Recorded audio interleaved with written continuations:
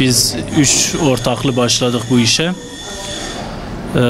Yani bu Gazze'deki olayların daha önce de böyle patlak vermesi, Gazze'deki zulmü, savaşı biliyordum ama yardım etmek istiyordum, hatta yani ediyordum. Ramazan ayları olsun, iftar yemekleridir, şudur budur. Ben kendim yardım yapıyordum. Yani orada ortaklı olduğum için böyle bir organizasyon içinde bulunamadım ama şimdi 2 yıldır kendim yerimi açtığım için böyle bir düşünce vardı, sürekli aklımda vardı. Kendi yerim rahat yapabiliyorum. Onun için yani oradaki zulmü, oradaki ihtiyaçlarını bildiğimiz için yapmak istedim. Bir günlük karımı oraya bağışlayacağım. Çok bir şey değil yani, bir gün çalışmamış olayım veya olsun. Çok bir şey değil. Bunu esnaf arkadaşlar da yapsın, onların da yapması lazım. Herkesin elini taşın altına sokması lazım. Çünkü yarın öbür gün bu durum bizim de başımıza gelebilir. Yani şu an hepimiz rahat bir yaşam sürüyoruz. Herkesin evi olsun, arabası olsun, yani her şeyi var. Çoğunun var. Yani olmayanlara zaten burada biz kendimizce yardım da ediyoruz.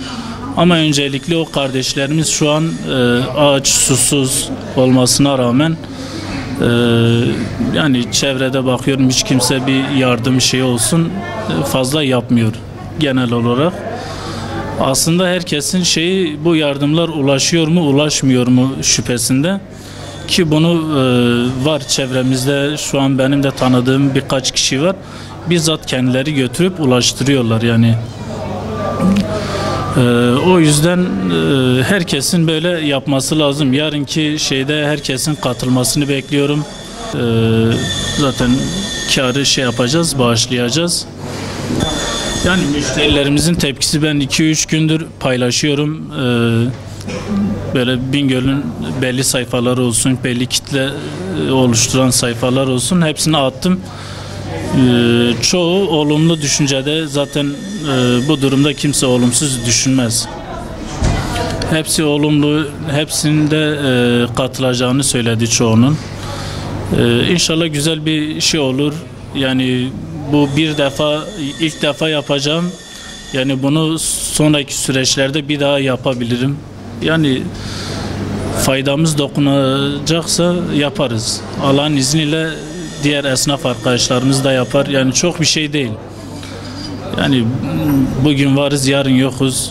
Hiçbir mal varlığı daim değil. Bizle mezara da gitmez. Allah bize veriyorsa biz de vermesini bileceğiz. Şu an sosyal medyada olsun, olsun, televizyon kanallarında olsun o kadar paylaşımlar oluyor. Herkes öyle paylaşımlar yapıyor ki yani oradaki dramı, oradaki zulmü, oradaki yoksulluğu herkes biliyor, herkes görüyor. Yani gerçekten, yani ben de 2 çocuk sahibiyim. Oradaki çocukları gördüğüm zaman yani benim böyle içim sızlıyor. Ya, inanıyorum ki herkes öyle.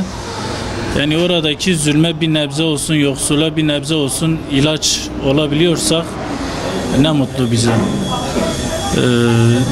Oradaki zulmü herkes görüyor. Oradaki savaşı, dehşeti hepimiz biliyoruz.